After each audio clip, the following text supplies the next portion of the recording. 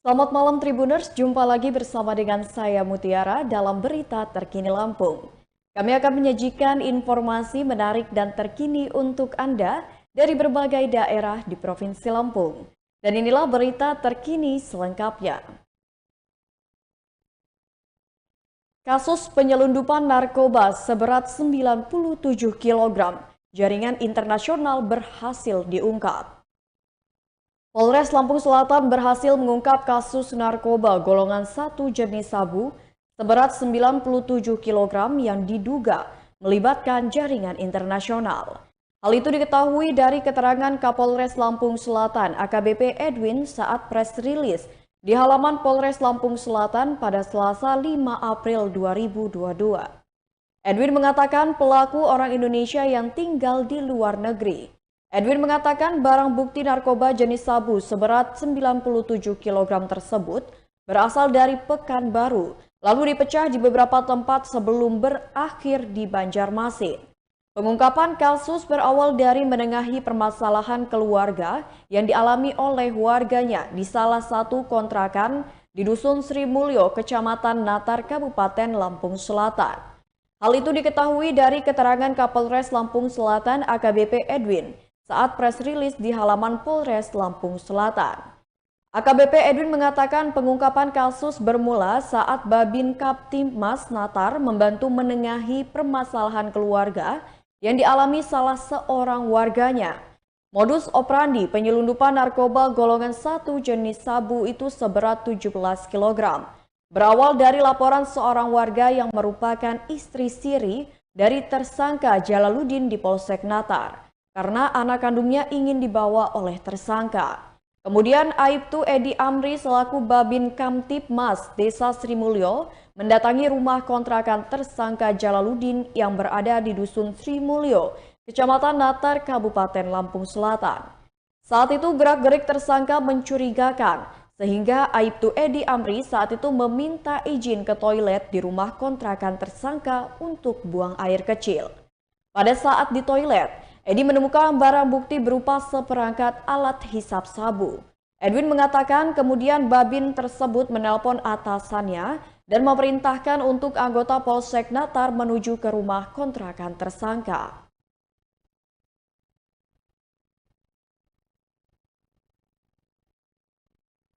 Berita selanjutnya, motor curian seharga 98 juta rupiah dijual pelaku curanmor dengan harga murah.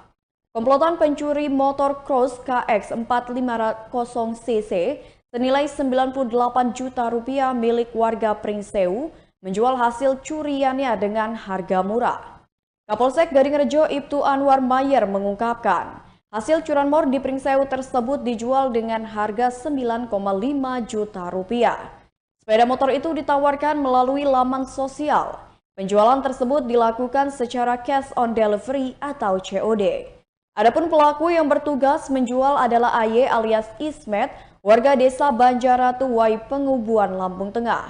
Kemudian yang melakukan pencurian sepeda motor adalah dua sahabatnya yang berinisial PB dan AS. Akan tetapi PB dan AS sudah melarikan diri ketika hendak ditangkap. Petugas Satreskrim Polsek Gadingrejo berhasil menangkap AY pada Rabu 30 Maret 2022 lalu sekitar pukul 15 waktu Indonesia Barat.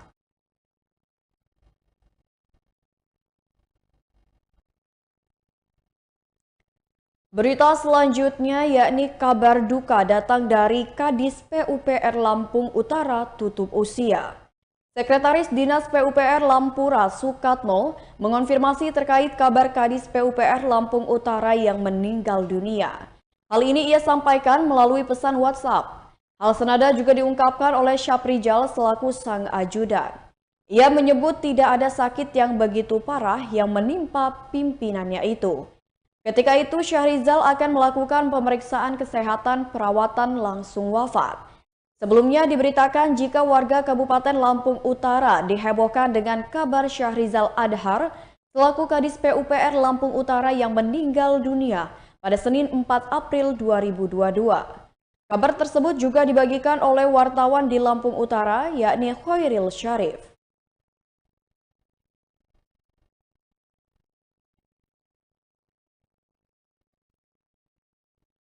Berita selanjutnya mengenai suasana Ramadan. Gerobak sahur ala pemuda Dusun Wonokrio. Hari masih gelap saat sejumlah pemuda di Dusun Wonokrio, Pekon Wonodadi, Kecamatan Gadingrejo, Kabupaten Pringsewu, beranjak dari tidur. Pada Selasa 5 April 2022 sekitar pukul 2:30 waktu Indonesia Barat. Pemuda sekitar musola Nurul Iman berkumpul dengan membawa peralatan seperti kayu, kentongan, gerobak, dan alat lainnya yang di atasnya terikat jeriken dan pengeras suara. Alat-alat tersebut mereka tabuh sehingga menimbulkan irama musik. Jeriken yang berada di gerobak saat dipukul menimbulkan suara mirip beduk. Satu pemuda memegang pengeras suara langsung melantunkan lagu sahur ciptaan kelompok pemuda itu. Bagaikan supporter klub sepak bola, mereka berkeliling Dusun Wonokrio. Rute yang dilaluinya adalah Jalinbar Dusun Wonokrio, kemudian masuk ke jalan-jalan dusun. Kegiatan pemuda ini sebagai aktivitas untuk membangunkan warga atau umat muslim yang akan sahur. Koordinator kelompok pemuda Endarika Yulianto alias Eka mengatakan, kegiatan ini mereka namai sebagai gerobak sahur. Menurutnya, gerobak sahur ini sebagai rutinitas pemuda di Dusun Wonokrio saat bulan Ramadan tiba. Bahkan aktivitas ini mereka laksanakan turun-temurun atau dari generasi ke generasi. Bermula dari inisiatif pemuda untuk memfasilitasi kegiatan sosial ke masyarakat, kegiatan gerobak sahur ini berjalan setiap hari di bulan Ramadan, mulai dari pukul 2:30 waktu Indonesia Barat. Kebetulan sejumlah pemuda ada yang tidur di musola, kemudian dari musola itulah mereka bergerak keliling dusun.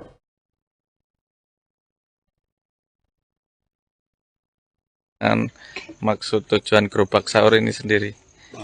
Kalau agenda gerobak sahur sebenarnya udah rutinitas kita dari tahun ke tahun ya. Jadi itu inisiatif dari pemuda-pemuda kita. Jadi memfasilitasi untuk pelayanan ke masyarakat. Dan rutenya ya di wilayah di Wonodadi itu di RW 07 sama 006. Jadi di keliling kampung dengan atribut seadanya, dan itu inisiatif dari pemuda-pemuda kita sendiri. Nah, atribut yang digunakan apa aja nih, Mas? Kalau kita sih, kalau kemarin itu ada drumnya juga, kalau sekarang karena kebetulan agak kurang mendukung, jadi kita pakainya ya drum biasa. Dari drum? Dari drum biasa. Dirigen lah ya, dirigen. Senar, terus ada terus dari toa seperti itu yang untuk Kita sebelum melakukan aksi ini kumpulnya jam berapa, Mas? Biasanya kita 2:30. Kebetulan anak-anak sebagian kan ada yang nginep di musola. Jadi berangkat dari musola itu nanti udah mulai keliling, persiapan keliling, terus untuk ke lokasi itu estimasi 1 jam lah untuk keliling wilayah kampung itu. Jadi, berita selanjutnya datang dari Bandar Lampung. Motor seorang karyawan apotik raib dibawa pencuri. Maulita berusia 21 tahun, seorang karyawan apotik di Jalan Pangeran Antasari, Kalibalau, Bandar Lampung, menjadi korban pencurian sepeda motor. Pencurian tersebut dialami korban saat sedang berada di tempat kerjanya pada Sabtu 2 April 2022 sekitar pukul 7 waktu Indonesia Barat. Korban mengungkapkan saat itu dirinya baru saja hendak pulang dari lembur kerja. Motor Honda Beat dengan plat nomor kendaraan BE2995DS yang awalnya berada di dalam apotik sudah dikeluarkan korban. Tidak sampai 5 menit berselang, rekan korban menanyakan keberadaan motor tersebut. Maulita terkejut lantaran motor yang diparkir depan apotik tersebut telah raib dari pandangan.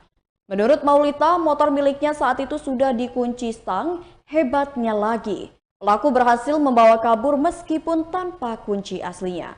Maulita menuturkan motor tersebut tidak akan menyala tanpa menggunakan kunci yang dilengkapi sensor tambahan.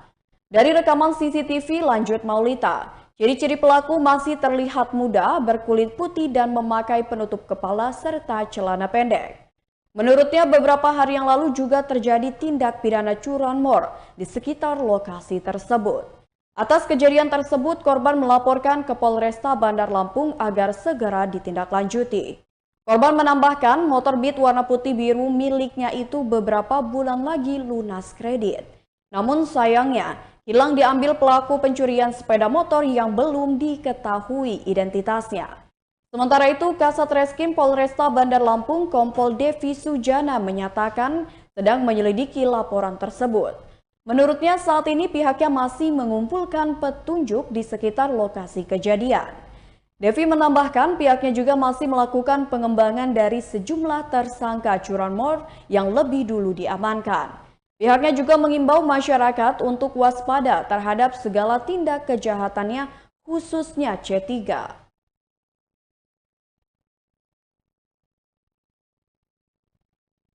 Berita selanjutnya, kasus pembunuhan seorang pria di Lampung Tengah. Kasus pembunuhan yang terjadi di Kampung Simpang Rengas, Kecamatan Bekri, Lampung Tengah menggegerkan warga. Betapa tidak, kasus ini melibatkan ayah dan kedua adik korban. Korban bernama Firman Firdaus berusia 36 tahun meregang nyawa di tangan ayah kandung dan kedua adiknya. Ketiganya yakni Syahri berusia 65 tahun, Denny Irawan berusia 31 tahun, dan Rizwan Effendi berusia 27 tahun. Dugaan sementara, Firman dihabisi karena dianggap sudah bersikap kurang ajar terhadap Nur Aminah, ibunya. Kapolres Lampung Tengah AKBP Dovifah Levi Sanjaya menjelaskan, kasus pembunuhan ini dilatar belakangi sakit hati atas perbuatan korban. Tak hanya itu, korban juga sudah meresahkan masyarakat Kampung Simpang Rengas. Korban diketahui merupakan residivis sejumlah kasus pencurian dengan 2 kali mendekam di penjara. Emosi ketiga pelaku memuncak saat korban menampar ibunya hingga tersungkur. Peristiwa itu terjadi pada 24 Maret 2022 lalu. Perbuatan kasar Firman itu dilihat oleh sang adik Denny Irawan. Hingga akhirnya terjadilah tindak penganiayaan yang membuat nyawa korban tak tertolong. Kasat Reskrim Polres Lampung Tengah AKP Edi Korinas menjelaskan, terungkapnya kasus pembunuhan oleh ayah dan adik kandung korban bermula dari kecurigaan masyarakat atas kondisi jenazah. Sebelum disiarkan meninggalnya Firman Firdaus di masjid, para pelaku lebih dahulu membersihkan darah yang membanjiri dapur rumah dengan menggunakan air. Kecurigaan tersebut membuat masyarakat memutuskan untuk melaporkan kasus ini ke polisi. Setelah dilakukan penyelidikan dan keterangan saksi-saksi, akhirnya terungkap kematian korban akibat kekerasan yang dilakukan ayah dan kedua adik korban dengan cara dianiaya. Mereka diamankan pada Kamis 31 Maret 2022 lalu beserta barang buktinya. Ketiganya akan dijerat dengan pasal 338 dan 170 KUHP dengan ancaman 20 tahun penjara.